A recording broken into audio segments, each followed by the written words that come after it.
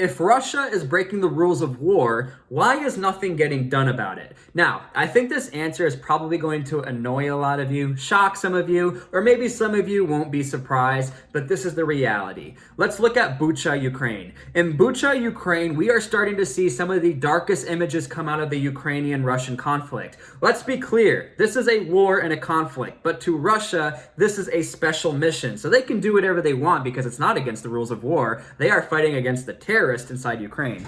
In Bucha, Ukraine, we are starting to see lifeless bodies lie there in the streets. We are seeing women, children, men lie there, lifeless. Some men even have their hands tied behind their back and they were taken out.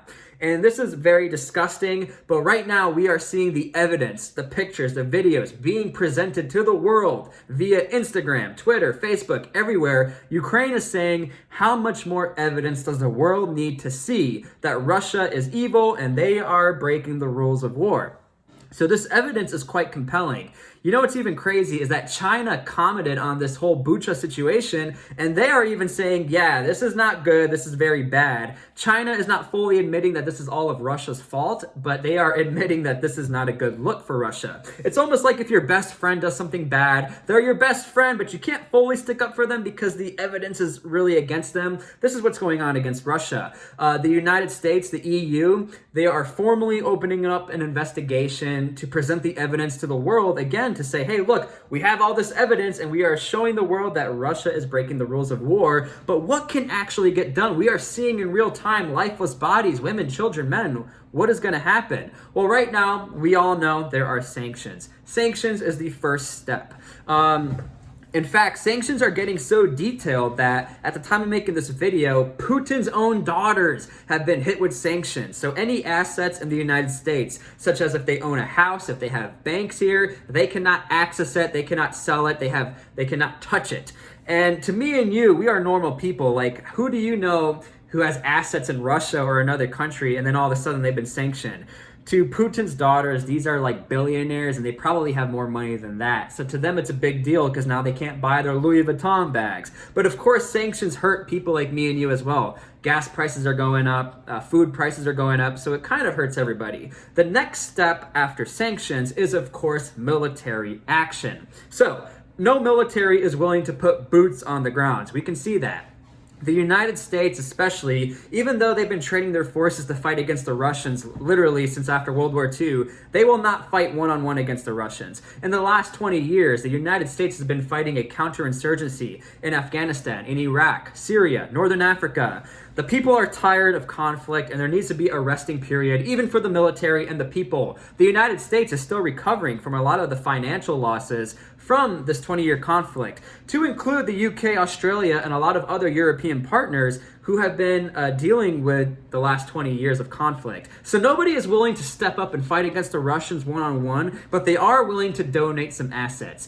AT-4s, NLAWs, javelins, all of these anti-tank missiles, some other sort of equipment, radios, Elon Musk donating satellites. So people are willing to fight against the Russians like that, but nobody is willing to put actual boots on the ground. So no boots on the ground, then what? Now we have litigations or a court of law. So this one is kind of weird because let's look at Germany in World War II.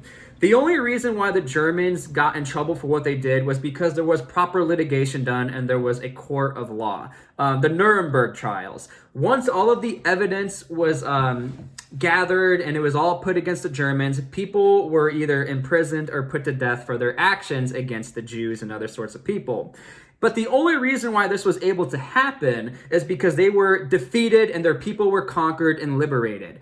That's why Russia will most likely not get into the situation the Germans did, more specifically Putin and his thugs. They probably will not end up in a court of law because who is going to control the whole Russian population? Ukraine would have to go on the offensive, take out Russia, and then capture Putin and his people to force him into a court of law. So that's why most likely litigation will not be done. However, the steps are being done to get there. That is why right now, everyone is gathering all the evidence. So in case this does happen, in case the Russian people overthrow Putin, and then all of a sudden he's sitting there and he has to defend himself from all this evidence, what's he going to say? Because the whole world would say, hey, we got you. The evidence is even on Instagram. Me and you are seeing the evidence. No way will he win in a court of law.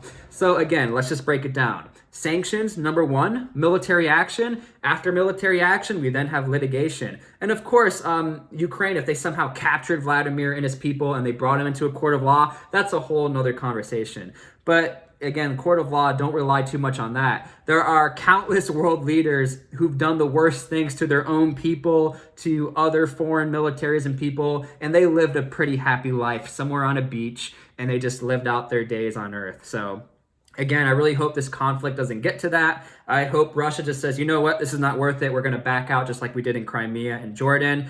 But we'll see what happens. This is an ever-developing situation. Many people think a counteroffensive is going to go back into Ukraine. But again, this is pretty much what happens when you break the rules of war. Sanctions, military action, but most of the time, nothing happens unless you win the battle, and then you can call them out in a court of law.